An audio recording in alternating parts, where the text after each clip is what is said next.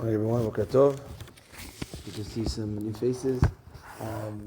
So we are in Siman Taf Lamed Aleph Seif Bet, and here we're talking about Bedikat Hametz. The Shulchan Aruch says that a person has to be careful not to start any other type of work or type of eating, or we're going to talk about even learning, within a half an hour before the time that a person is supposed to start his Bedikat Hametz.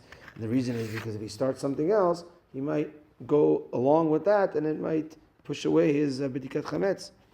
So don't start work, don't start a full meal, like a bread meal. And even if you have a time that you've set to learn, like a nightly shiur, don't learn at that time if that time interferes with the time of Bedikat Hametz. The Shulchan Aruch does say, though, if you already started learning, let's say more than a half an hour prior, so let's say the time for Bedikat Hametz is 9 p.m. So you already started learning at 8 p.m., not at 8:30.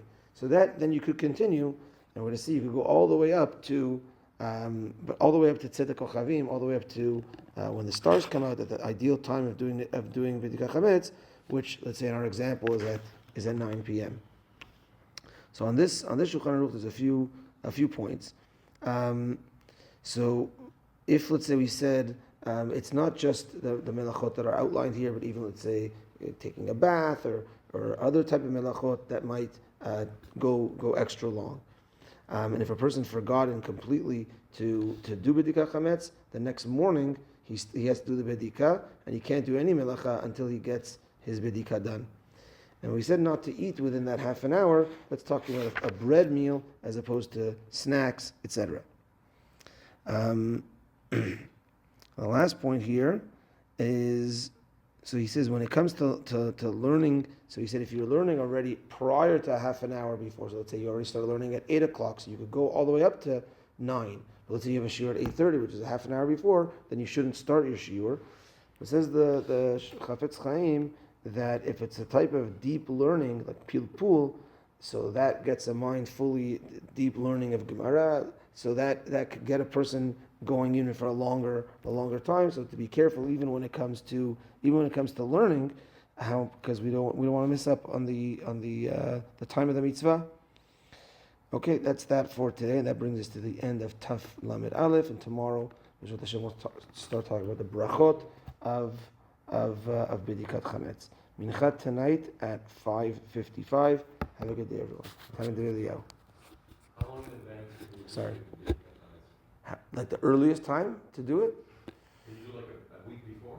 If you're leaving So if you're going away, yes, that's a different thing. Yeah, if you're going away, so you got to do kind of two Bedikas. One is your home. So now let's say, well, I'm not cleaning my home for Pesach. That's why I'm going away somewhere else, right?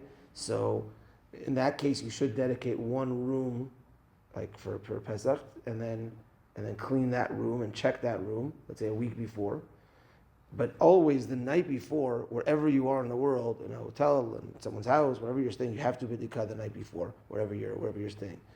If you leave your home more than 30 days prior to Pesach, then you don't have to do. But you don't have to do any Bedikat. Just within 30 days of Pesach, if you leave, then that night before you leave, do a Bedikat. And again, if you're not checking the whole house because you're selling the house, dedicate one room to do still a Bedikat in that room. No bracha, no 10 pieces, just to make sure there's no chametz. Then you don't sell that room. Then again, you still have to do Bedikat the night before, wherever you are, a hotel, etc.